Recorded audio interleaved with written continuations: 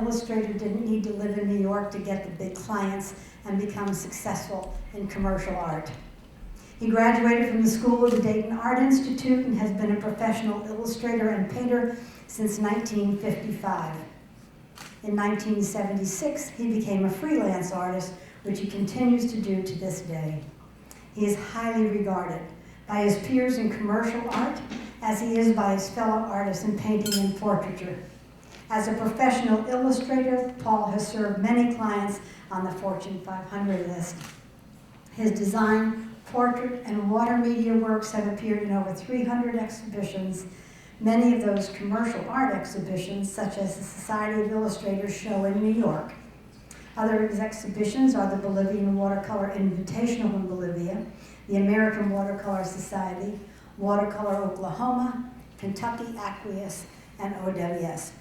His water media paintings have been published in numerous books and magazines. One of his most interesting projects was designing and painting the official poster of the Vatican, which is available in Rome, Italy. Paul is soft-spoken, passionate, humble artist about his work, and an enthusiastic cheerleader in the support of other artists. Of his experience as a commercial designer, he says he's learned to be precise and accurate as well as disciplined. Of his personal life with his wife, Carol, he says her wisdom, love, understanding, and nurturing of his health as well as his painting have left an unmistakable and wondrous imprint on everything he has done. Paul is here tonight, thank God, with his wife, Carol, his children, Becky, Lisa, Terry, and Mike, son-in-law, Chuck, and grandchildren, Dustin, Eric, Hannah, Jake, Sarah, and his guest, Lorraine. I think that's pretty much says it all. It is my pleasure at this time, and I must tell you before I introduce him officially, is the fact that the first creative arts seminar that Ohio Watercolor Society put on was held in Fairborn. And I was very new to the organization and trying something out for the very first time. And so I sat in the auditorium with several hundred other people. Then this nice-looking guy comes out and quietly sits on the stage. And then this lovely young woman came out and sat on a chair in front of him, and you could have heard a pin drop as he quietly sat there, talked off and on very quietly to the audience, and painted a gorgeous portrait of his daughter, which I'm still very fondly remembering of. It is my pleasure as president of OWS to award him so very deservedly with a Lifetime Achievement Award. Paul Melia.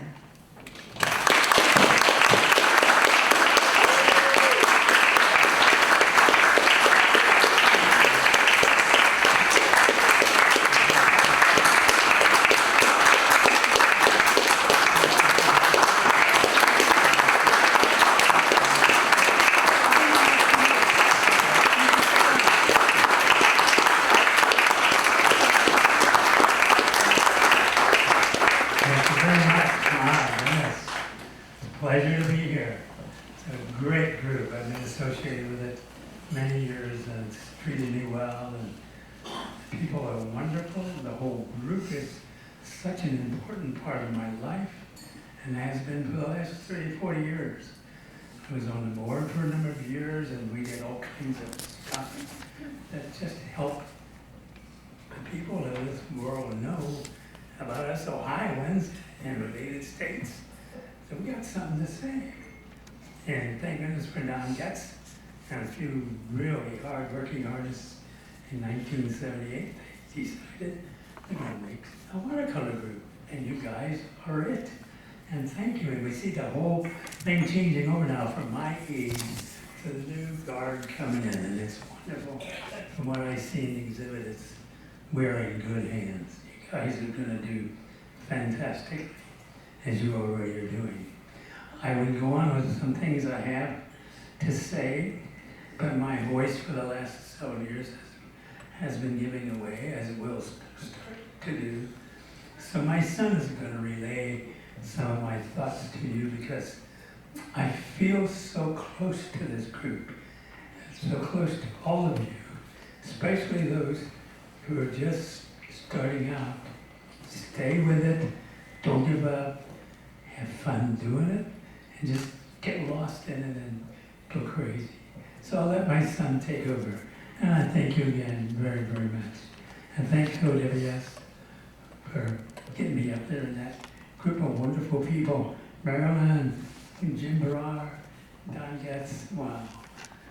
We had a good time, didn't we? Okay, here's my son, Mike, who came up from Atlanta, who's a fantastic designer and has his own design studio in Atlanta.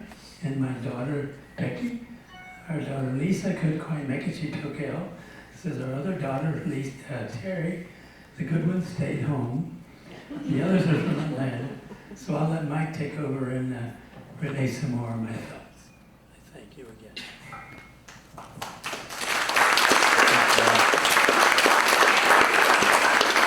My father, in my 59 years here, has never been at a loss for words. That would have come in handy when I was a teenager, though, I think. But I think that growing up in a home where you watch magic happen every day, with my father drawing us, working at home, just talking about art, being passionate about art, was such a wonderful thing for our family. It just allowed us to understand that this crazy life of an artist, of a professional artist, was normal.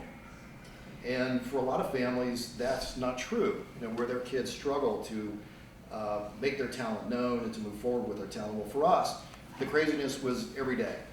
And we enjoyed it. He pushed us. He opened doors for us. And for all of us in the family, the extended family, including the 15 grandkids, great-grandchild, we all benefited from this, and we still do. We still think it's magic to watch him draw. I think that my sister Terry really inherited his talent to draw. My son, Nate, who's 10, inherited his talent.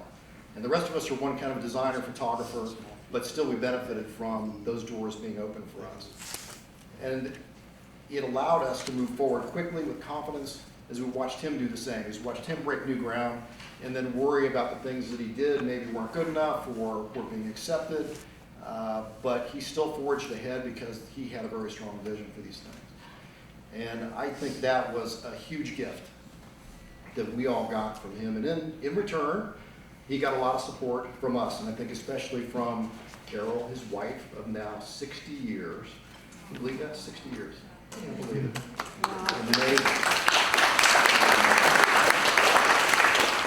And I think that Dad credits a lot of his success, if not most, to her support.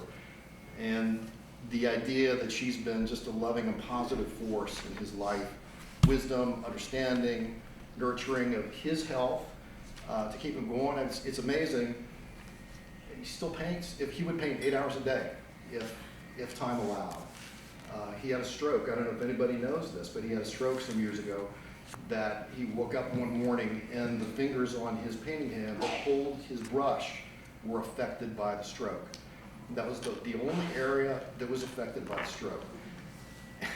Unbelievable, right? And he worked through it. He was able to work through it. He's had such a positive attitude. His whole life, I think he was meant to do this. 5 years old. Well, I was born when the stock market crashed, so that was, 1929. But at 5 years old, he was in a car accident and had both legs broken.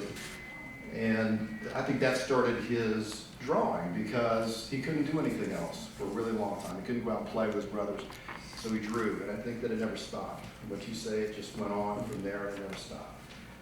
His dad was an engineer. His mother was a wonderful homemaker and musician. And they didn't really understand this art thing he was doing there. Were much more bent towards music and engineering, but they supported him. And I think that that's the key to success as I see it in the arts. I have it with my family, supporting my design business, and I think that my sisters have the same thing. I think they really do. So my dad wanted me to say that each of you has a very special gift. It's talent. No other person has a gift that matches yours, no one in the whole world. Treasure it, nurture it, celebrate it. They'll never, ever let you down. There's a movie that he's come to love, and maybe didn't appreciate till later in life. But it's a wonderful life, and each time that he sees it, he says he has the same thought. He says, George Bailey, you're not the richest person in town. We are, meaning the group. So Dad, as your son and as your family, I know we were as your models and subjects, were the best documented family on our block, maybe in the state. We grew up with it. You gave our family and all of us that were touched by your talent and spirit the inspiration to think creatively and act on it. So for that, we thank you. Well, thank you all very much.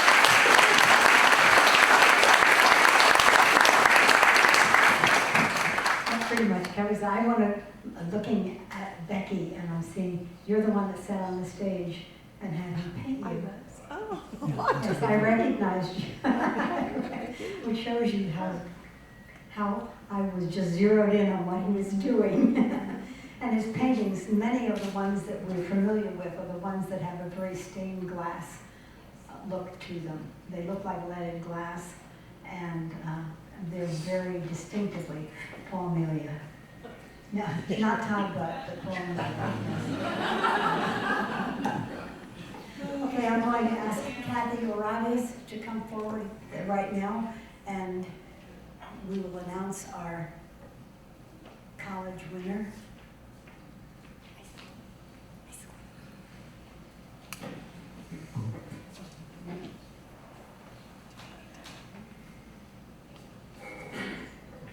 Now, we all know that in the United States, athletics takes, no matter what you're doing, it takes precedence over everything.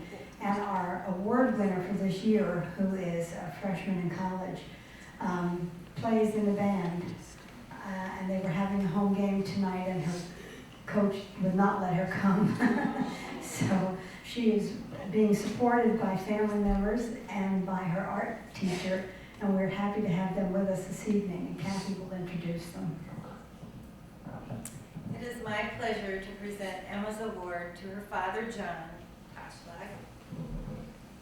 Speech.